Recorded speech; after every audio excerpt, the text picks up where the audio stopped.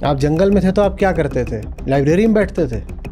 Pornography उसी चाह का अंजाम है। ज़मीन कितनी है, जानवर कितने हैं और स्त्रियां कितनी हैं। एक से एक मूर्खतापूर्ण तर्क आते हैं, बोलते हैं जीवन ऊर्जा का नाश हो रहा है, वीर्य नाश माने पौरुष का नाश। एक से एक बैठे हुए हैं ज्ञानी, कोई बताता है लिंग टेढ़ा हो जाता है, कोई बताता है अब इसके बाद अब तुम्हारा जो आधा किलो रक्त कम हो गया। समझो कि क्या चल रहा है, समझो। नया अभ्यास है, उसमें दुर्घटनाएं घटेंगी शुरू में, वो शुरू में होता है, होने दो। आचार्य जी प्रणाम। आपके मार्गदर्शन से जीवन में कई परिवर्तन आए एंड सारे डायमेंशंस में प्रोग्रेस हो रही है, एकेडमिकली एंड सोशली भी। लाइक आपकी जब हम सब ने बुक्स पढ़ी थी, लाइक इशी just food to you and जो वीगनिज्म के बारे में आपके जो वीडियोस थे वो हम सब ने देखे थे। तो मैं और मेरे दोस्त लाइक वो बुक एंड करते करते ही वीगन हो गए थे। एंड कई बार लाइक हमारे मेरे दोस्तों से भी प्रश्न आता है कि लाइक जैसे आपकी बुक पढ़ते पढ़ते हम सब एंड में वीगन हो गए, बट ऐसा क्यों होता है कि लाइक कुछ डिस्ट्रैक्शंस, जैसे लाइक हम सब यूथ हैं तो कुछ डिस्ट्रैक्शंस होते हैं, लाइक जैसे अभी फिलहाल पोर्नोग्राफी या ये सब है। लाइक पोर्नोग्राफी एंड सब से भी शरीर को सुख मिलता है, तो ऐसा क्यों है कि एक सुख को हम तुरंत छोड़ देते हैं और एक सुख को छोड़ना काफी मुश्किल हो जाता है? वो प्रकृति की ज्यादा गहरी मांग है ना। कहती है अपना शरीर बचा के रखो और अपने बाद बहुत सारे शरीर पैदा करके जाओ। अब अपना शरीर तो आप शुद्ध शाकाहारी होके भी बचा सकते हो, तो उसमें प्रकृति बहुत हो हल्ला नहीं करती, बहुत विरोध नहीं करती। कोई दूध और मांस वगैरह छोड़ दे तो प्रकृति उसमें कोई विरोध नहीं करने वाली। होगा भी तो 2-4 दिन आपको ऐसा लगेगा कि अरे दूध वाली चाय मिल जाती तो अच्छा रहता। 2-4 दिन के बाद खुद ही बढ़िया लगने लगता है कि शरीर हल्का लग रहा है। उसमें प्रकृति ज्यादा विरोध करने नहीं आती, क्योंकि वो यही तो कह रही थी कि शरीर चलाते रहो। शरीर तो चल ही रहा है, पहले मांस से चलता था, बिना मांस के चल रहा है तो ठीक है। लेकिन जो दूसरी शर्त होती है प्रकृति की, वो जबरदस्त होती है। वो कहती है कि सिर्फ अपना एक शरीर नहीं चलाना है, अपने बाद कम से कम 5-10 और पैदा भी तो करने हैं। तो जब दूसरी शर्त पूरी नहीं होती है तो प्रकृति फिर परेशान करती है। उसी परेशानी को आप डिस्ट्रैक्शन बोल रहे हो। वो डिस्ट्रैक्शन नहीं है, वही ट्रैक है, प्रकृति का वही ट्रैक है। आप जंगल में थे तो आप क्या करते थे? लाइब्रेरी में बैठते थे, दिन भर इधर उधर घूमते थे। माने इस उम्र के जब हो गए थे जंगल में तो क्या करते थे? दिन भर इधर उधर घूमते थे, पेड़ पे चढ़ते थे, नदी में कूदते थे, खाना पीना मिल गया फिर खोजते थे कोई सेक्स के लिए मिल जाए, फिर किसी से लड़ाई कर लेते थे, फिर जाते थे कुछ खाने पीने को मिल गया, कभी मिला कभी नहीं मिला, किसी दिन बहुत सारा मिल गया। जब लगा कि अभी शरीर तगड़ा है और आज खाने पीने को भी अच्छा मिल गया है तो फिर खोजा कि सेक्स वैक्स हो जाए। यही तो जंगल में किसी भी जानवर की जिंदगी होती है ना, वही मनुष्य की भी जिंदगी थी पुरानी। सभ्यता से पहले यही तो मनुष्य का जीवन था। यही प्रकृति आपसे करवाना चाहती है। तो इसीलिए अभी भी वो जो चाह है भीतर बनी हुई है। पोर्नोग्राफी उसी चाह का अंजाम है।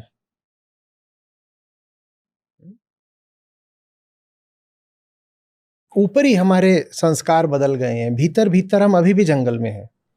क्योंकि अगर आप विकास की दृष्टि से देखो, इवोल्यूशनरी टाइम स्केल पर देखो, तो हम बस कल परसों तक जंगल में थे। मनुष्य ने खेती करनी सिर्फ 10,000 साल पहले शुरू करी है। मनुष्य ने व्यवस्थित चिंतन और विचार मात्र 5-6 हजार साल पहले शुरू करा है। तो हम बहुत नए हैं, व्यवस्था में, सभ्यता में बहुत नए हैं। और जंगली हम लाखों साल पुराने हैं। समझ रहे हो बात को? जंगल के हम लाखों साल के हैं और जंगल से बाहर अभी हम बस कल परसों आए हैं। तो जो भीतरी हमारे जैविक संस्कार हैं वो सब अभी भी किसके हैं? जंगल के हैं। और जंगल ने हमें दो बातों के लिए बहुत तैयार करा। पहला, शरीर को अपने बचा के रखो, और दूसरा, खतरा तो चारों ओर है, तुम्हारा शरीर कभी भी मिट जाएगा, उससे पहले संतानें पैदा कर दो बहुत सारी,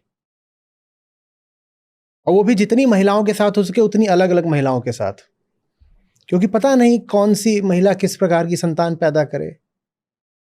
तो तुम अपना रिस्क डाइवर्सिफाई कर दो। जैसे स्टॉक मार्केट में होता है ना, थोड़ी पूंजी एक जगह लगाते हो, थोड़ी एक जगह लगाते हो, सारा पैसा एक ही शेयर में थोड़ी लगा देते हो, डाइवर्सिफाइड पोर्टफोलियो रखते हो ना। तो वैसे ही प्रकृति चाहती है कि तुम अपने वीर्य का भी डाइवर्सिफाइड पोर्टफोलियो रखो, कि थोड़ा इसको दे आए, थोड़ा उसको दे आए, थोड़ा उसको दे आए। अब पता नहीं कहाँ पे रिटर्न अच्छा आ जाए। तो ये सब पुरानी एक व्यवस्था है जो चल रही है, और वो चूंकि शरीर में बैठी हुई है, उसको भी बदलने में थोड़ा वक्त लगेगा। ये भी जो बात है अपने आप को बचा के रखो, उसी का अंजाम तरह तरह की बीमारियां हैं। जब आप जंगल में थे तो आपके लिए बहुत ज़रूरी था कि आप को जहां जितना मिले फटाफट खाते चलो, क्योंकि कल का कोई भरोसा नहीं था। खेती तो करते नहीं थे, तो अन्न पर आपका कोई नियंत्रण तो था नहीं। पैदावार पर, खाद्यान्न पर आपका कोई नियंत्रण तो था नहीं। कभी मिल भी सकता खाना, कभी नहीं भी मिल सकता। तो जब मिले तो क्या करना होता था? हपक के खाओ। वही नतीजा है कि आज भी हम पाते हैं कि लोग मोटे होते हैं, मधुमेह होता है, हाँ, रक्तचाप होता है। हमारी जो सबसे घातक बीमारियां हैं आज, वो न बैक्टीरिया से हैं न वायरस से हैं, वो लाइफस्टाइल रिलेटेड हैं। वो लाइफस्टाइल रिलेटेड बीमारी और कुछ नहीं है, बस वो यही है कि बस गए हो आप शहरों में और मेट्रोज में, लेकिन शारीरिक संस्कार आपके अभी भी हैं जंगल के। तो हर आदमी शक्कर के पीछे लालायित है, और शक्कर बीमारियों की कितनी बड़ी जड़ है। पर शक्कर आपको क्यों चाहिए? क्योंकि शक्कर आपातकाल में साथ देता है। आप अगर शक्कर नहीं भी खाते तो आप जानते हो, आप दूसरी चीजें जो खाते हो भीतर जाकर शक्कर बन जाती हैं। आप अगर ये भी कह दो कि मैं शक्कर नहीं खाता, तो आप दूसरी जो चीजें खाते हो ना, वो भीतर जाकर शक्कर बनती हैं। शरीर के लिए शक्कर इतनी जरूरी होती है, वो खुद बना लेगा शक्कर। तो अब जब शक्कर मिलने लग गई तो पुराने संस्कारों ने क्या बोला? जितनी शक्कर हो सके खाओ। तो शक्कर ही शक्कर, शक्कर ही शक्कर हम खाए जा रहे हैं। और पहले शक्कर की इतनी खेती नहीं होती थी गन्ने की। पिछले 100 सालों में गन्ने की पैदावार जबरदस्त तरीके से बढ़ गई। तो इसीलिए पिछले 100 सालों में शक्कर से संबंधी जो लाइफस्टाइल बीमारियां थीं, वो सब भी बहुत तेजी से बढ़ गई। तो जो एक्सेसिव शुगर कंजम्पशन है और जो पोर्नोग्राफी का कंजम्पशन है, ये एक तरीके से दोनों एक ही जगह से आ रहे हैं। कहाँ से? जंगल से। हमारा जो जंगली अतीत है वही हमें मजबूर करता है घी और शक्कर और कार्बोहाइड्रेट्स बहुत सारे खाने के लिए। फैट, शुगर, कार्ब्स, ये हमारा जंगली अतीत हमें मजबूर करता है। उसको देख के हमारे ऐसे लार आ जाती है। वो लार क्यों आ जाती है? क्योंकि शारीरिक संस्कार हैं पुराने, वो बदल रहे हैं धीरे धीरे, पर उन्हें बदलने में अभी कुछ हजार साल लगेंगे।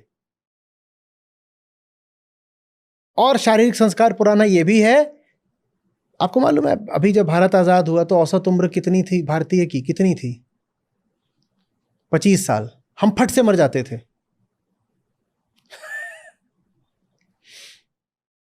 और जब भारत आजाद हुआ तब तक अमेरिका में, यूरोप में समृद्धि आ गई थी। पर अमेरिका, यूरोप में भी उससे आप 300-400 साल पीछे चले जाइए, 15वीं-16वीं शताब्दी में, तो वहां भी जो औसत उम्र थी वो बहुत कम थी। आदमी बहुत जल्दी जल्दी मरता था। और जंगल में तो न सिर्फ आपकी औसत उम्र बहुत कम होती थी, बल्कि जो चाइल्ड मोर्टेलिटी रेट था वो भी बहुत ज्यादा होता था। तो जंगल में कोई बच्चा पैदा हुआ है, वो कितने दिन जिएगा? कितने दिन जिएगा? कैसे जिएगा? न ठीक से खाने को, न पीने को, न वैक्सीन, न दवाई, न अनुकूल वातावरण। माँ को अपने ही भरोसा नहीं, वो इधर उधर दौड़ रही कि कहीं से कुछ खाना मिल जाए। कभी जंगली जानवरों ने हमला कर दिया, कभी कुछ हो गया, बच्चा कितने दिन जिएगा? तो जंगल में ये जरूरी था कि हर स्त्री लगातार गर्भवती रहे और कम से कम 10-15 बच्चे पैदा करे। जब 10-15 वो पैदा करती थी तो एक आध दो उसमें से जीते थे। अब जंगल पीछे छूट गया, लेकिन वो चीज स्त्री के शरीर के भीतर बैठ गई है कि मुझे 15 बच्चे पैदा करने हैं। उसी चीज को आप पाते हो जिसको आप आज बोल देते हो जो फेमिनिन नेचर है। बहुत सारा जो फेमिनिन नेचर है वो और कुछ नहीं है, जंगल से जो हमने संस्कार ले रखे हैं शारीरिक, वही है बस। द अर्ज टूवर्ड्स मदरहुड, वो और कुछ नहीं है। और समाज भी जो बोलता रहता है ना महिलाओं को बच्चे पैदा करो बच्चे पैदा करो, वो चीज भी जंगल से आ रही है। क्योंकि तब सिर्फ एक स्त्री की बात नहीं थी, जो पूरा कबीला था उसका ही अस्तित्व संकट में पड़ जाता अगर महिलाएं कम बच्चे पैदा करती, कबीला ही मिट जाता। तो हम जंगल से बाहर आ गए, लेकिन जंगल हमसे बाहर अभी तक नहीं निकला है। तो इसीलिए हमारे बहुत जो केंद्रीय व्यवहार हैं उनमें अभी भी वो पशुता, वो जंगलीपन बरकरार है। चाहे वो खान पान की बात हो, चाहे वो हमारा सेक्सुअल बिहेवियर हो, या पोर्नोग्राफी की तरफ हमारा रुझान हो, वो सब कुछ वहीं से आ रहा है। और चाहे वो ये सब बातें हो कि साहब ज़मीन पे कब्जा कर लो, ज़मीन ज़मीन। आप देखोगे आदमी जितना पुराना होता है वो ज़मीन के लिए उतना लालायित रहता है। उसको आप बोलिए मेरे वर्चुअल एसेट्स हैं, उसको समझ में ही नहीं आता। आप किसी को बोलिए कि भाई मेरी एक वेबसाइट है और उस वेबसाइट का वैल्यूएशन इतना है, उसको समझ में नहीं आएगा। वो कहेगा ज़मीन दिखाओ ज़मीन। क्योंकि जंगल में वर्चुअल एसेट नहीं चलता था, जंगल में क्या चलती थी? ज़मीन ही चलती थी। तो भूधन, पशुधन, स्त्री धन। ज़मीन कितनी है, जानवर कितने हैं और स्त्रियां कितनी हैं, इससे निर्धारित होता था कि तुम धनी कितने हो। किसी को दान भी दिया जाता था तो यही दान दिया जाता था, क्या? भूदान, गौदान या कन्यादान। क्योंकि यही चीजें थी दान देने लायक, दे दो। इन्हीं का मूल्य था अर्थव्यवस्था में, इन्हीं 3 चीजों का मूल्य था। जमीन का, क्योंकि उसमें बीज डालो तो अन्न उगता था।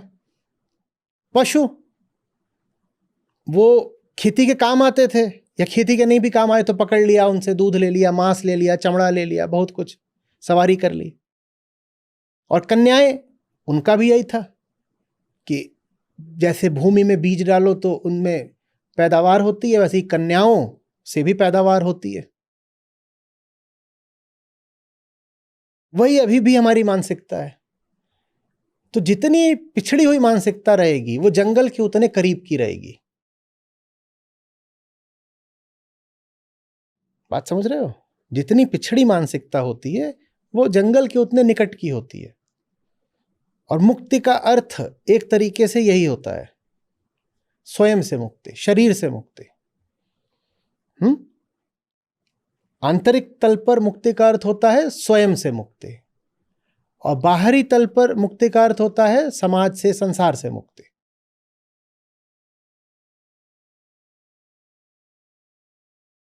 अगली बार जब ये सब चीजें दिखे तो आईने की तरफ देखना और कहना, हूं तो मैं गोरिल्ला ही। Nothing but the primitive urge to reproduce, वही बन जाती है पोर्नोग्राफी। उसके बाद तुम्हें देखनी है तो देख लेना। ये कोई नैतिक दायित्व तो नहीं है कि तुम्हें बंद ही कर देना है। जो करना है करो, लेकिन जानते हुए करो कि क्या कर रहे हो। और अगर जानते हुए कर रहे हो तो जो गलत है वो करना मुश्किल होता जाएगा।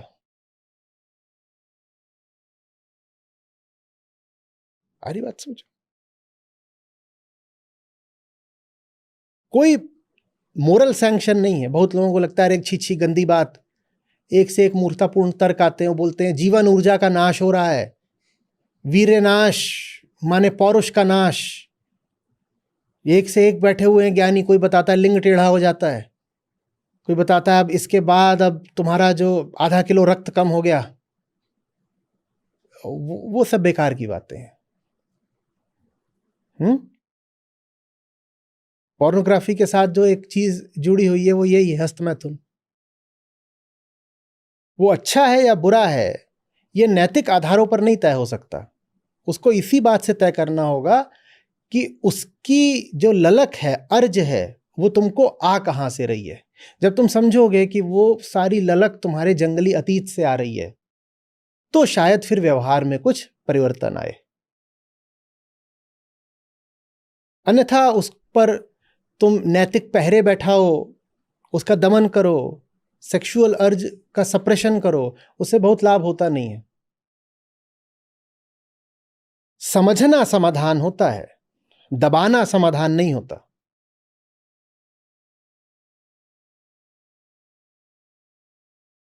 समझो कि क्या चल रहा है, समझो। एक बार समझ जाओगे क्या चल रहा है, फिर कहोगे इसकी तो कोई जरूरत नहीं। तो उसके बाद फिर व्यवहार परिवर्तित होता है। कैसे परिवर्तित होता है, परिवर्तित होकर क्या बन जाएगा, ये हमें जानने की जरूरत नहीं। बोध पर्याप्त है। मेरा काम है जानना, उसके बाद जो होगा स्वयमेव होगा। आचार्य जी, इसी से लेके एक छोटा सा प्रश्न और था। लाइक जैसे लाइक मेरे फ्रेंड्स पूछते हैं तो मैं उनको लाइक बताता हूँ कि जब थॉट्स ऐसे आ रहे हैं तो आप उन थॉट्स को ऑब्जर्व करो, उनको देखो। उनको देखने से ही आप उनके जब पास जाओगे तो आप उनसे दूर होते जाओगे। तो लाइक उनका तर्क ये आता है कि जब हम उनको उस थॉट्स को और देखते हैं तो लाइक हम उसमें और सबमर्ज्ड हो जाते हैं। होने दो, होने दो। नया अभ्यास है, उसमें दुर्घटनाएं घटेंगी शुरू में।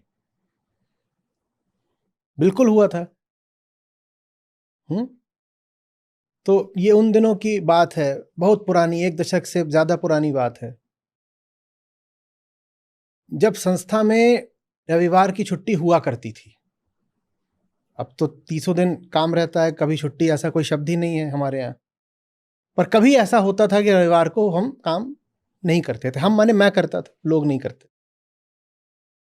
तो मैं तो अपना बैठा कर रहा था।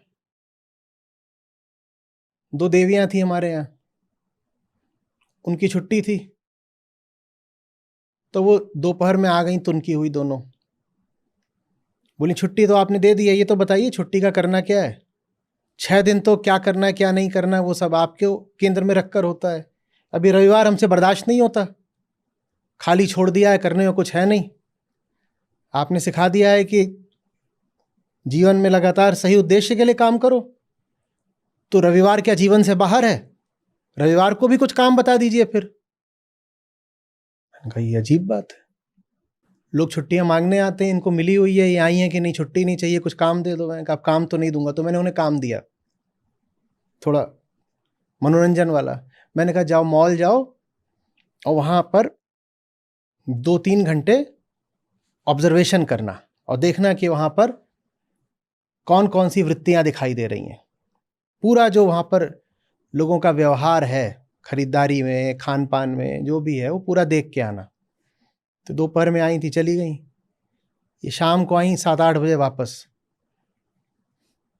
3 बैग इधर खरीदारी के लटका रखे हैं, 3 इधर लटका रखे हैं दोनों ने, और ले आकर के केबिन में खड़ी हो गई, हमने ये खरीदा। मैं कहा ये क्या कर लिया? बोली कुछ नहीं, गए थे, लोगों को ऑब्जर्व कर रहे थे, हमें लगा हम भी कर लेते हैं शॉपिंग। सब शॉपिंग कर रहे हैं तो उन्हें हम ऑब्जर्व क्या करते रहे, हमने भी कर डाली शॉपिंग। तो ये होता है। इसीलिए अवलोकन में ये ध्यान रखना होता है कि देखने गए हो, भोगने नहीं गए हो। वरना देखी जा रही वस्तु भोग का आसानी से विषय बन सकती है। अपने ऊपर इतनी कड़ाई रखनी होती है कि भाई क्या कर रहे हो, देखना है, भोगना थोड़ी है।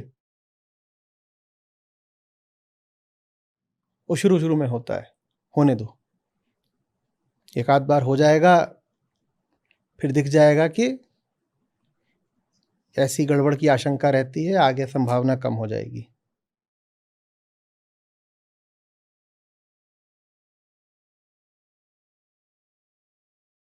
जिस चीज को देख रहे हो उसमें इतना भी नहीं आकर्षण है कि उसे साफ साफ देख लोगे तब भी आकर्षण बना ही रहेगा। और मैं फिर कह रहा हूं, मैं किसी नैतिक आधार पर हाँ या ना नहीं बता रहा हूं पोर्नोग्राफी को। मैं कह रहा हूं समझ लो कि तुम्हारी कोई भी वृत्ति, कोई भी व्यवहार कहां से आता है। उसके बाद भी अगर आता है, उसके बाद उसकी कोई उपयोगिता है, आमतौर पर जिस चीज को समझ जाओ वो चीज अपना आकर्षण खो देती है। जिसको जानते ही नहीं हो ना, उसको ही बहुत अधिक महत्व और सम्मान और इज्जत, कीमत देते रहते हो। जिसको जानने लग जाओ उसको फिर सम्यक स्थान देते हो कि इतनी ही इसकी कीमत है, इतनी ही इसको मैं जगह दूंगा, इससे ज्यादा इसको जगह नहीं दे सकता।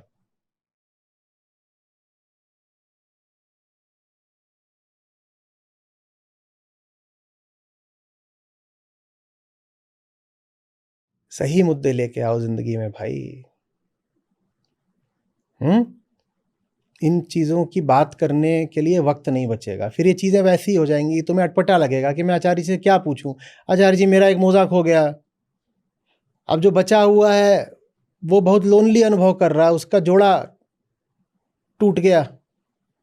ये कोई पूछने वाली बात है?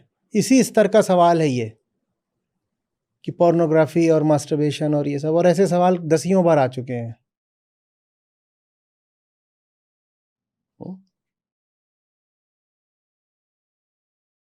इस मुद्दे का उत्तर न हाँ में है न ना में है। इस मुद्दे का उत्तर ये है कि जिंदगी को इतना सार्थक बना लो कि ये मुद्दे पीछे छूट जाएं। ये अभी कोई महत्व की बात है कि तुम वहां बैठे हो तो तुमने एक मोजा पहना है कि दो मोजा पहना है कोई महत्व की बात? नहीं है ना।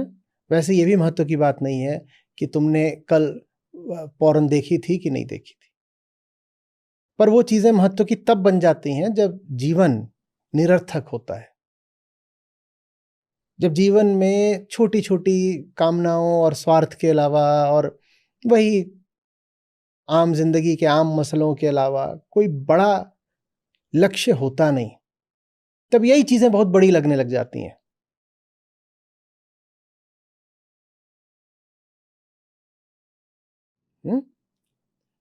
आचार्य जी मेरी नाक बहती है, मैं क्या करूं? ये कोई पूछने का सवाल है? नाक बहती है मैं क्या करूं? पोंछ लो। नहीं पोंछना तो मत पोंछो। पोंछो चाहे नहीं पोंछो, फर्क क्या पड़ता है? कोई कोई कोई बहुत बड़ी बात है ये। हाँ, तो मुक्ति का अर्थ यही है कि ये छोटी चीजें सब छोटा ही स्थान पाए। जिसकी जो जगह है जीवन में उसे उतनी ही जगह मिले, उससे आगे ना मिले जगह।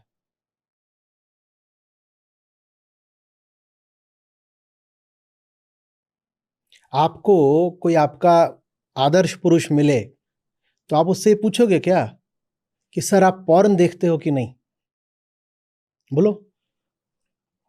10 लोगों की सूची बना लो जिनको तुम आदर्श मानते हो, महापुरुष जैसा, और मान लो कि तुमको मिल गए, तो उनसे तुम ये पूछोगे कि आप पॉर्न देखते थे कि नहीं देखते थे? ये सवाल पूछना ही बचकानी बात है, बहुत छोटा सवाल है ये। उनके जीवन में और कुछ है जो बहुत ऊंचा और बहुत महत्वपूर्ण है। आप ये उन दूसरे मुद्दों की बात करोगे ना, आप या पॉर्न पूछोगे उनसे। वैसे ही अपना जीवन बना लो कि ये मुद्दा जिंदगी में बहुत छोटा हो जाए। जब जिंदगी छोटी होती है तो छोटे मुद्दे भी बड़े हो जाते हैं। जिंदगी इतनी बड़ी कर लो कि इस तरह के मुद्दे बिल्कुल छोटे हो जाएं। सोचो ना, अपने किसी महापुरुष के सामने खड़े हो गए हो और तुमसे सवाल ये पूछ रहे हो कि आपने पॉर्न देखी कि नहीं देखी? कोई फर्क पड़ता है इस बात से, देखी कि नहीं देखी? इनकी महानता क्या इस बात में है कि देखी, क्या इस बात में है कि नहीं देखी? मुद्दा ही हीन है, क्षुद्र है। इस मुद्दे का उल्लंघन कर जाना है, आगे निकल जाना है। जिंदगी में ये सब चीजें छोटी हो जाएं।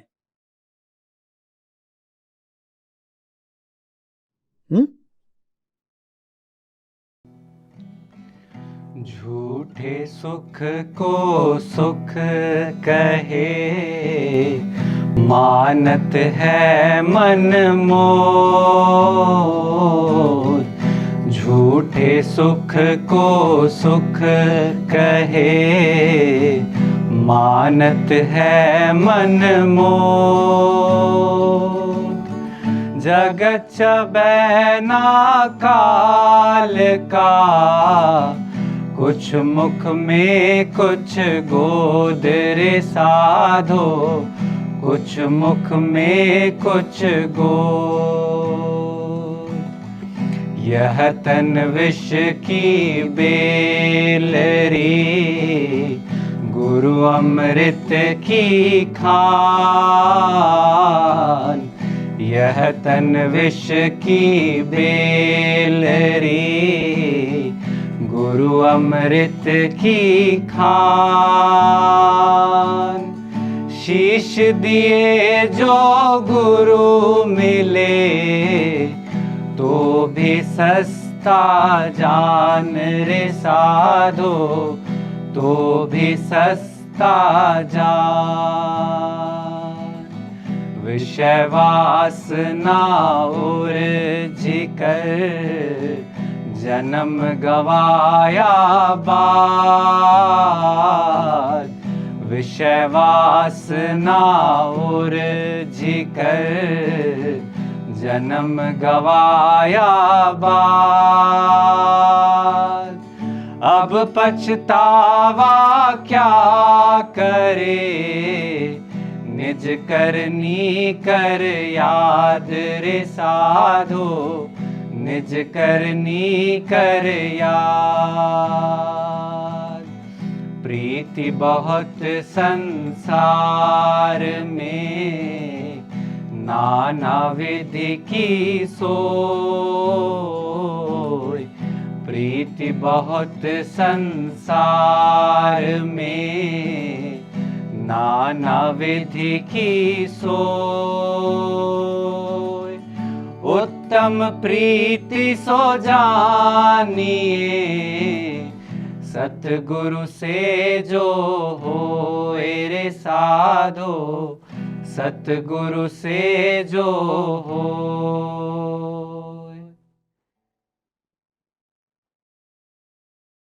हाँ नमस्ते, मैं गुजरात से हूँ, गुजरात बड़ौदा। और आचार्य जी को लास्ट 1 साल से सुन रहा था, और आज गीता समागम का मेरा पहला सत्र है। और काम के अंदर मैं एक टीचर हूँ, प्रोफेसर हूँ, और क्रूशियल थिंकिंग में मैंने पीएचडी किया हुआ है। लोगों की सोच कैसे बढ़ती है और खास करके बच्चों के साथ कैसे काम किया जाए। और आज के जो सत्र से जो सीख मिली है मुझे, उसमें एक बहुत बड़ा सीख मिला है कि काम में डूबना और लिप्तता क्या है। तो ये पहला सीख मुझे वहां से मिला है। दूसरा कि निष्काम क्या होता है, मतलब जहाँ पे आप अपनी गिनती, अपने स्वार्थ को छोड़ देते हो, दैट इज निष्काम। और तीसरा जो बहुत ही सही एक मायने में समझ में आया कि ईमानदारी क्या होती है, ईमानदारी का मतलब क्या होता है। कि जब भी आपको कोई भी चीज का पता चल जाता है कि भाई अगर आप ये आपके लिए सुनने लायक नहीं है, ये काम आपके लिए करने लायक नहीं है, फिर आप उसके पीछे उसको देखते भी नहीं हो, वो होती है एक ईमानदारी। और दूसरा बहुत ही अच्छा जानने को मिला, क्योंकि मैं ज्यादातर बच्चों के साथ काम करता हूँ। और जो एक सेशन में एक भाई साहब ने क्वेश्चन पूछा था कि फूड को लेके टीचर ये है और उससे बच्चों के साथ कैसे डील किया जाए। और ज्यादातर बच्चों के साथ, और जो पेरेंट्स को चेंज होना पड़ेगा। आचार्य जी ने यही बोला कि अगर बच्चे जो है वही है कि आप पेरेंट्स जैसे हो, दूसरा थोड़ा बहुत टीवी सीरियल से जो मिल लिया, मोबाइल से मिल लिया, आजू बाजू से मिल लिया। और यहाँ से थोड़ा बहुत ये भी पता चला कि टीचर हूँ तो बच्चों के साथ कैसे काम करना चाहिए और बच्चों को कैसे सीख देनी चाहिए, जिससे उसका फ्यूचर वगैरह जो है वो ब्राइट हो पाए और वो गीता समागम में कैसे आए।